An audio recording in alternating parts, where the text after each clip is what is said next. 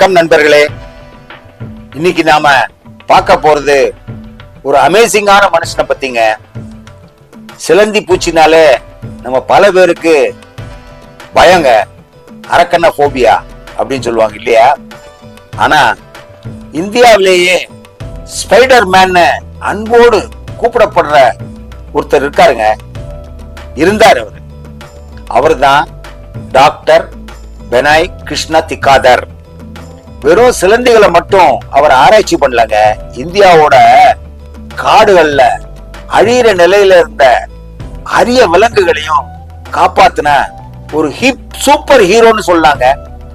1981 இருந்து 1986 வரைக்கும் இந்த ஜூலாஜிக்கல் சர்வே ஆஃப் இந்தியா அப்படிங்கிற இந்திய விலங்கியல் ஆய்வு மையத்தோட டைரக்டரா இருந்து பல புரட்சிகளை ஜூலாஜிக்கல் சர்வே ஆஃப் இந்தியாவுக்கும் இந்தியாவுக்கும் நம்ம நாட்டுக்கும் செஞ்சிருக்காளுங்க.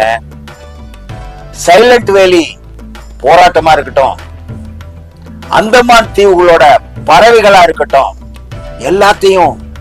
எல்லாத்துலயுமே இவரோட முத்திரை இருக்குங்க.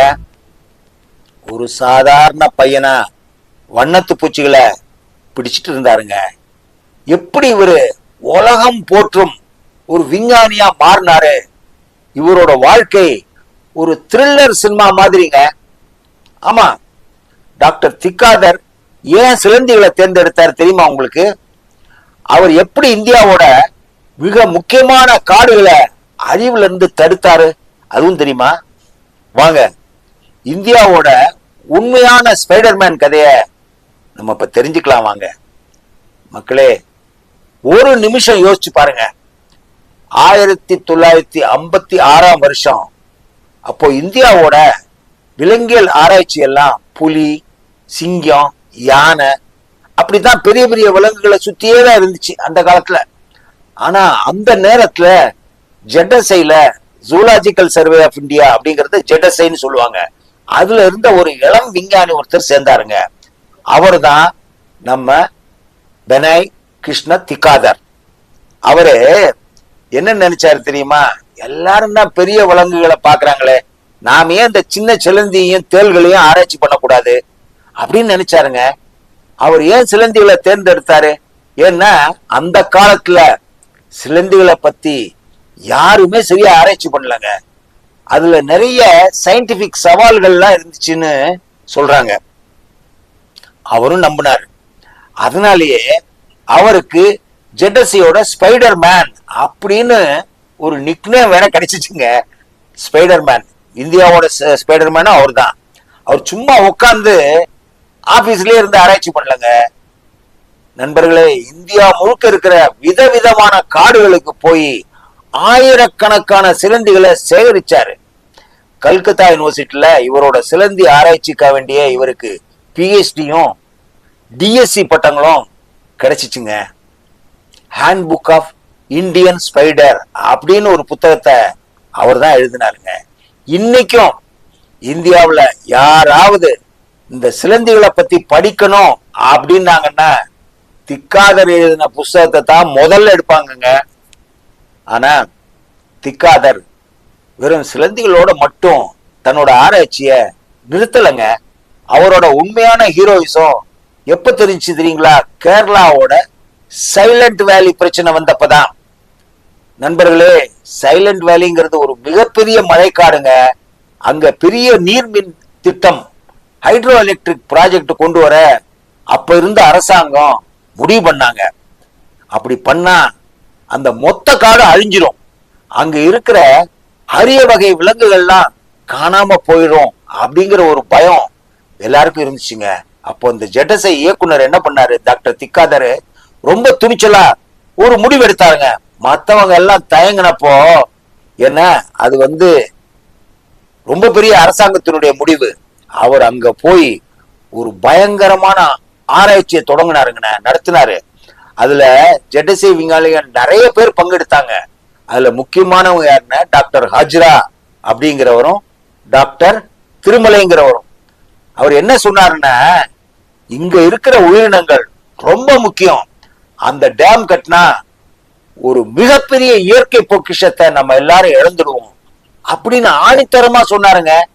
அவரோட அறிக்கை தான் அந்த திட்டத்தை நிறுத்துறதுக்கும் சைலண்ட் வேலியை பாதுகாக்கிறதுக்கும் ஒரு முக்கியமான காரணமா இருந்துச்சுங்க. இதே மாதிரி தான் இமயமலையில இருக்கிற நியோரா பள்ளத்தாக்கு, அதுக்கப்புறம் அருணாச்சல பிரதேசத்துல இருக்கிற நம்தபா காடுகளையும் காப்பாத்த அவர் ரொம்பவே கஷ்டப்பட்டாருங்க. எப்பெல்லாம் இயற்கைக்கு ஆபத்து வருதோ அப்பெல்லாம் டாக்டர் திக்காதர் முன்னால வந்து நிப்பாருங்க அந்த காலத்துல. அதனாலதான் அவரை ஒரு துணிச்சலான பாதுகாவலர் அப்படின்னு எல்லாருமே சொல்றாங்க. திக்காதரோட மிகப்பெரிய சாதனை எதுன்னு கேட்டீங்கன்னா, அவர் எழுதின த்ரெட்டன்ட் அனிமல்ஸ் ஆஃப் இந்தியா அப்படிங்கிற புஸ்தகம் தாங்க. 1983 இந்த புஸ்தகத்தை பிரதமர் திருமதி இந்திரா காந்தி, ஆமா பிரைம் மினிஸ்டர், அவங்க ரிலீஸ் பண்ணாங்க. ஒரு விஞ்ஞானி எழுதின புஸ்தகத்தை ஒரு பிரதமர் ரிலீஸ் பண்றதுங்கிறது எவ்வளவு பெரிய விஷயம் யோசிச்சு பாருங்க. இந்த புஸ்தகத்துல இந்தியாவுல அழியிற நிலைமையில இருக்கிற சிங்கம் மட்டும் இல்லாம அரிய வகை ஆமைகள், பல்லிகள், பறவைகள்னு எல்லாத்த பத்தியும் விவரமா விலாவாரியா எழுதியிருக்காருங்க. அவரோட புகழ் இந்தியாவுல மட்டும் இல்ல, உலக அளவுல பரவி இருந்துச்சுங்க. பாரிஸ்ல இருக்கிற CIDA அப்படிங்கிற சர்வதேச அமைப்புக்கு இந்தியாவோட பிரதிநிதியா அவர் இருந்தாருங்க. அதே மாதிரி அமெரிக்காவில் இருக்கிற